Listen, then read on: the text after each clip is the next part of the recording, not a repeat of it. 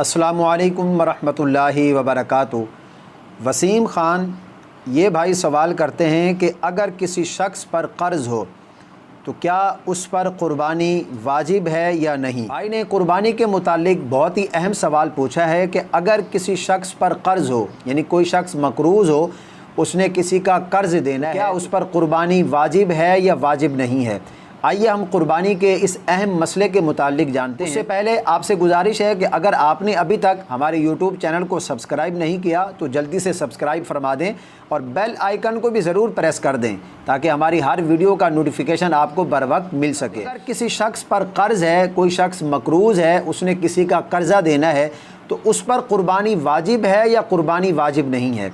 याद रखें, इस मसले के बारे में उलमा ये फरमाते हैं कि अगर कोई शख्स साहिब निसाब है, यानी वो निसाब का मालिक है, उसके पास 7.5 तोले सोना मौजूद है या 52.5 तोले चांदी मौजूद है या 52.5 तोले चांदी के बराबर घर में कोई नकदी यानी कैश की सूरत में पैसे मौजूद हैं या घर में कोई हाजत असलिया के अलावा कोई इस तरह का सामान मौजूद है, कोई ऐसी चीज़ें मौजूद हैं कि जिनकी मालियत 52.5 तोले चांदी की कीमत के बराबर बनती है, तो वो शख्स साहिब निसाब है, उस पर क़ुरबानी करना ये वाजिब है।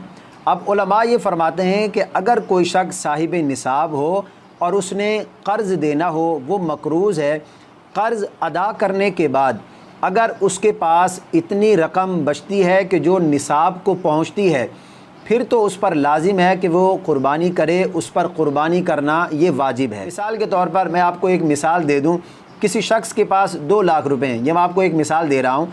किसी शख्स के पास 2 लाख रुपए हैं, अब उसने 50,000 रुपये कर्ज़ देना है। कर्ज़ देने के बाद भी उसके पास जो है वो 1.5 लाख रुपए बचते हैं, तो इस सूरत में क़ुरबानी करे, उस पर क़ुरबानी करना वाजिब है। और अगर ऐसा है कि कोई शख्स साहिब निसाब तो है लेकिन उसने कर्ज़ देना है और कर्ज़ भी इतना है कि जो पूरे निसाब को घेर लेता है, मिसाल के तौर पर किसी शख्स के पास 2 लाख रुपए हैं और उसने 2 लाख रुपए ही कर्ज़ देना है, तो अब इस सूरत में कर्ज़ा इतना है कि जिसने पूरे निसाब को घेर लिया है। कर्ज़ देने के बाद उसके पास कोई माल बचता ही नहीं है, तो वो साहिब निसाब भी नहीं है और उस पर क़ुरबानी भी वाजिब नहीं है।